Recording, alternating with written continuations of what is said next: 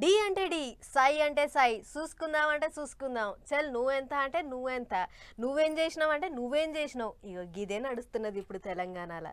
ఓ రోకు అధికారంలో ఉన్న షే పార్టీ వాళ్ళు, ఇంకో రోకేమో ప్రతిపక్షంలో ఉన్న కార్ పార్టీ వాళ్ళు. ఇద్దరు డి అంటే డి అంటుర్రు. మొన్నటి దాకా సవాళ్ళ రాజకీయాలు నడిచినాయి. ఇగో ఇవాళ ఇట్లయింది. రైట్, తెలంగాణలో సవాళ్ళ రాజకీయం సడకుల మీదకి వచ్చింది. ఇవాళ చర్చకు రావాలని కార్ పార్టీ వాళ్ళు ప్రెస్ క్లబ్ కు వచ్చి కూర్చుంటే సీఎం సార్ మాత్రం ఢిల్లీలో తిరుగుతుండు.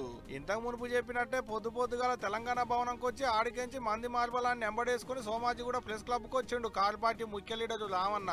సార్ రాకముందే గులాబీ పార్టీ వాళ్ళంతా గుంపయ్యారు ప్రెస్ క్లబ్ కాడ. రావన్న కుర్చీలో కూర్చుంటే పక్క పోయి సీఎం సార్ కి ఇంకో కుర్చీ వేసిళ్ళు. సీఎం సార్ రావాలే, ఏడాది అర్థంలో ఏమేం చేసిల్లో చెప్పాలి, ఇచ్చిన పథకాలేంది, పెట్టిన ఖర్చులేంది, ఇచ్చిన కొలువులేని అన్ని లెక్కలు చెప్పాలని సీదా ప్రెస్ క్లబ్ కు వచ్చి కూర్చుండు రామన్న.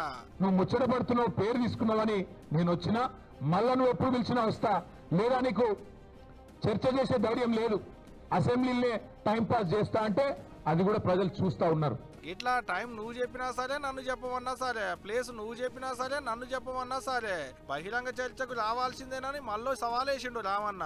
అంతేకాదు, తెలంగాణకించి నీళ్ళేమో ఆంధ్రాకు పోతున్నాయట, నిధులేమో ఢిల్లీకి పోతున్నాయట. నీళ్ళేమో ఆంధ్రాకు పోతున్నాయి, నిధులేమో ఢిల్లీకి పోతున్నాయి. ఈ నియామకాలు ఆయన తొత్తులు కొంతమందికి ఇచ్చుకొని వాళ్ళనే చూసుకొని మురిసిపోతా ఉన్నాడు. రామన్న గిట్లంటుంటే షై పార్టీ మంత్రులు గిట్ల గలమెత్తిరు ప్రతిపక్ష పోల మీదకి. మేమే అడుగుతా ఉన్నాం చర్చకు రమ్మని. కాబట్టి ప్రతిపక్ష నాయకులతో లేఖ రాయించి సభలో చర్చ చేసినట్టయితే చర్చ రికార్డ్ అవుతుంది. చాలు గాడికెందుకు వస్తాం, పబ్లిక్ గెలిపించింది ఎందుకు, అసెంబ్లీలో కూర్చొని మాట్లాడుకునేందుకు, ప్రెస్ క్లబ్ లో కూర్చొని మాట్లాడుకునేందుకు కాదు. అసెంబ్లీకి రాలి అన్నైతే ఎంత మాట్లాడాలో అంత మాట్లాడుతాం, అయినా నువ్వొచ్చుడు కాదు, దమ్ముంటే మీ నాయనని రమ్మను అనేది మంత్రులు అంటున్న మాట.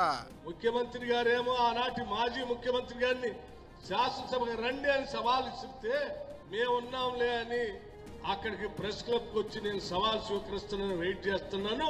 అయితే కార్ పార్టీ వాళ్ళు చర్చకు రావాలి, 10 ఏళ్లలో చేసిన పనులేంది, పెట్టిన ఖర్చులేంది, ఇచ్చిన కొలువులేని లెక్కలు మాట్లాడుకుందాం, అసెంబ్లీకి రారి అని కుర్దు సీఎం సార్ సవాల్ వేస్తే ఎమ్మట్లనే రామన్న మైకుల ముంగట కూర్చొని మంగళవారం నాడు ప్రెస్ క్లబ్ కోసం ఆడికి రారి అన్ని ఆన్నే మాట్లాడుకుందాం అన్నట్టు సవాల్ వేసిండు. అన్నట్టే ఇవాళ రావన్న వచ్చిండు, కానీ సీఎం సార్ అయితే రాలే. ఇవాళ రాకున్నా ఏం లేదు, మళ్ళీ నాడైనా వస్తాం, ఆయనకు ఎప్పుడు తీరుతుందో చెప్తే అప్పుడే వస్తాం అనేది రావన్న అంటున్న మాట. ఇవాళకైతే ఇంతే. మళ్ళీ ఢిల్లీకించి సీఎం సార్ వచ్చినాక ఆయన ఏం మాట్లాడతాడో దాని మీద మళ్ళీ కార్ పార్టీ వాళ్ళు ఏం కయ్యం తీస్తారో చూడాలి అనుకుంటున్నారు తెలంగాణ పబ్లిక్.